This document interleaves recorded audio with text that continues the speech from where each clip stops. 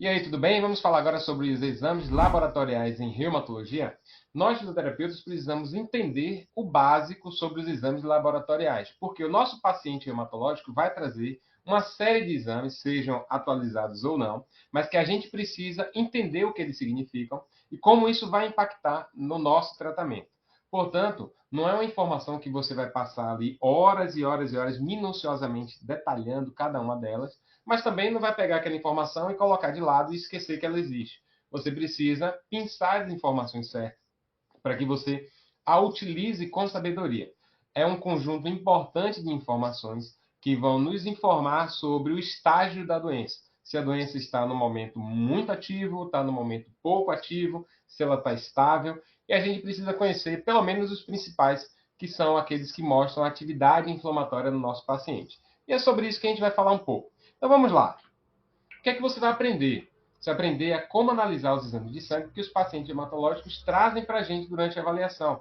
Imagine que o paciente vai trazer exames de sangue, exames de imagem, exames eletrofisiológicos. Todos esses conjuntos de exames, eles precisam significar alguma coisa no seu tratamento. Estamos falando agora, basicamente, dessa parte laboratorial que nós, fisioterapeutas, no lado clínico, ou aprofundamos pouco, ou muitas vezes nem sequer paramos para olhar ou não damos o devido valor. Isso tem que mudar, principalmente na área de reumatologia. Essas informações precisam ser compreendidas, registradas e monitoradas. Então vamos nos ater àquelas que realmente fazem a diferença no nosso tratamento, tá bom?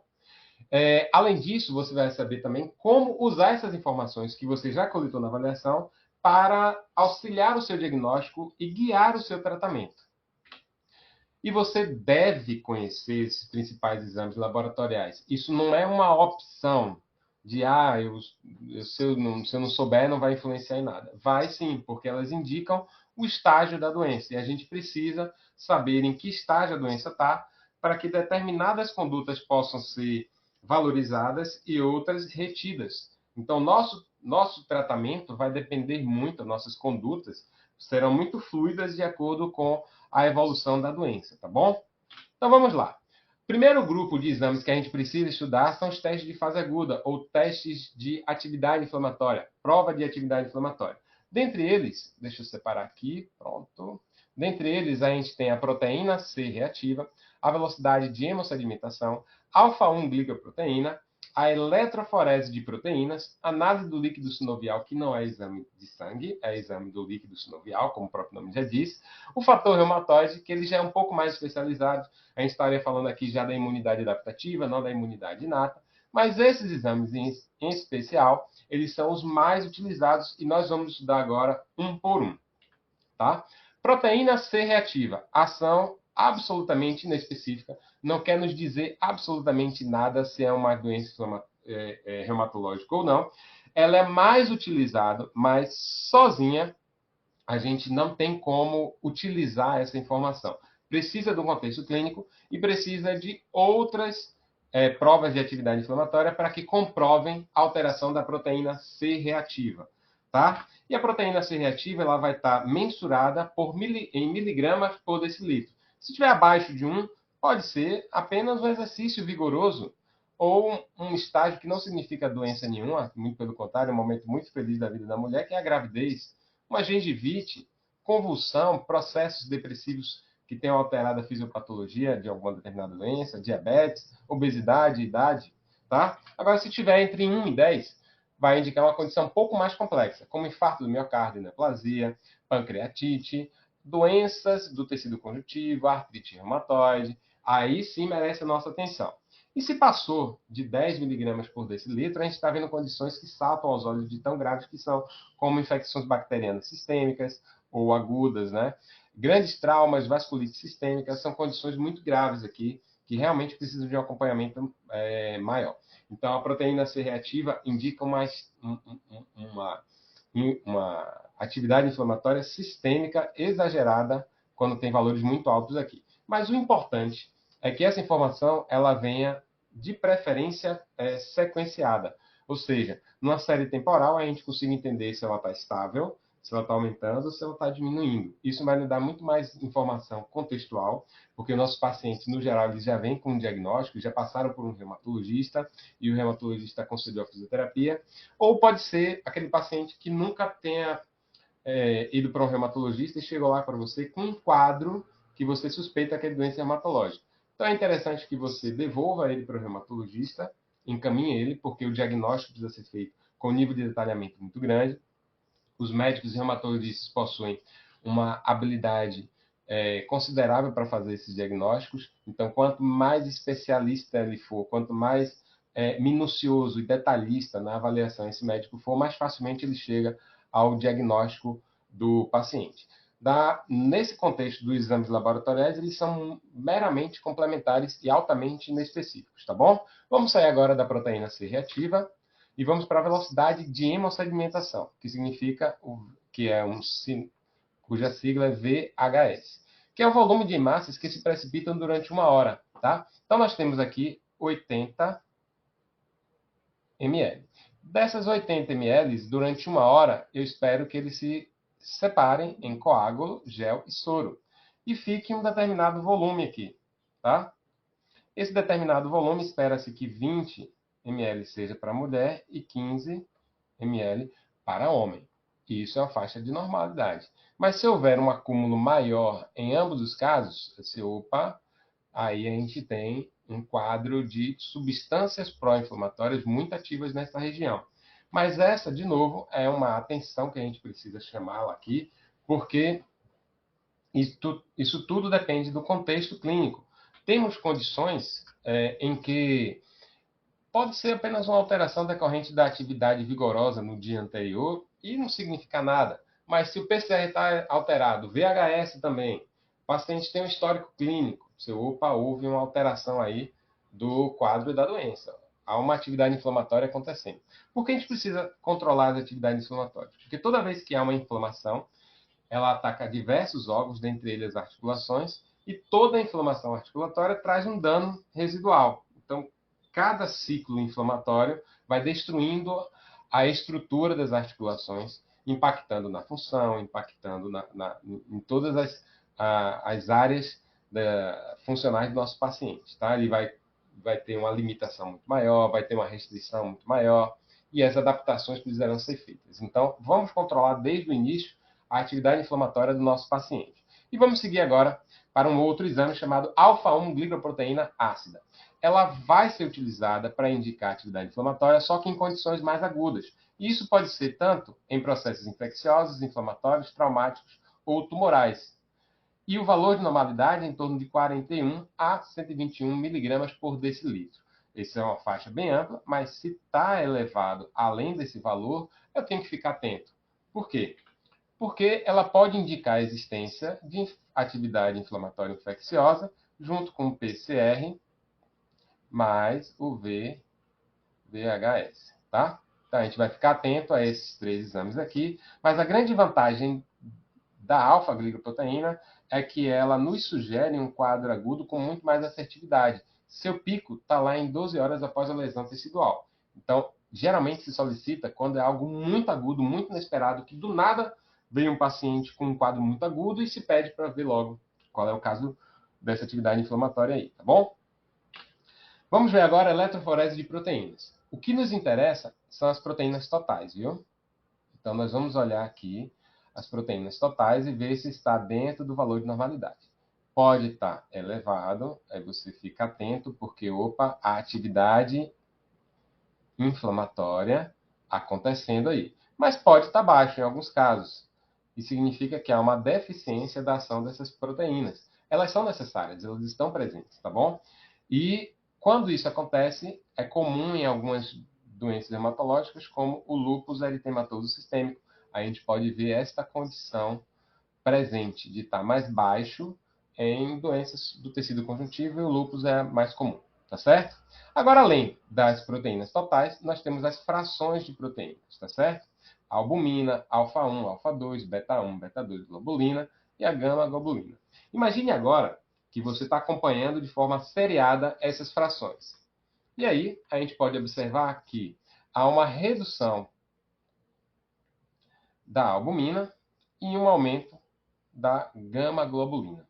Quando isso acontecer, vai nos dar a ideia, vou puxar assim, de que nós estamos passando por um processo de cronificação. Esse caso específico está se cronificando, tá? Não está havendo mais picos de atividade aguda no nosso paciente. Então, essa é a informação importante que a gente pode considerar da eletroforese de proteínas. Saindo agora do exame de sangue e indo para o líquido sinovial, nós vamos ter a coleta desse líquido e fazer uma análise tanto qualitativa quanto quantitativa. Na análise qualitativa, a gente vai observar características do líquido em diversos contextos. Pode ser numa articulação normal, numa articulação que tem uma condição que não está com atividade inflamatória ocorrendo, pode ser com atividade inflamatória, séptico ou hemorrágico.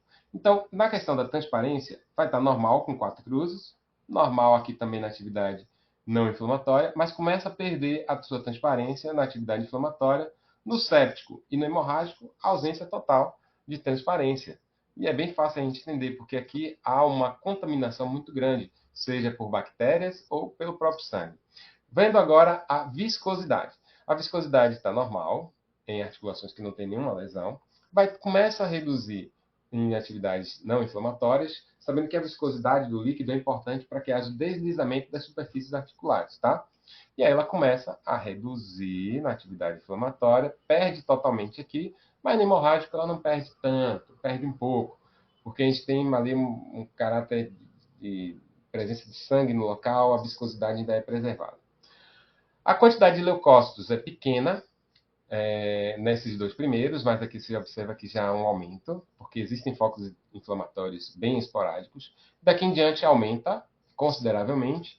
Aqui, então, nem se fala, né, na atividade séptica, a gente tem um aumento muito elevado. Aqui está bem característico, em torno de 10.000, tá, unidades.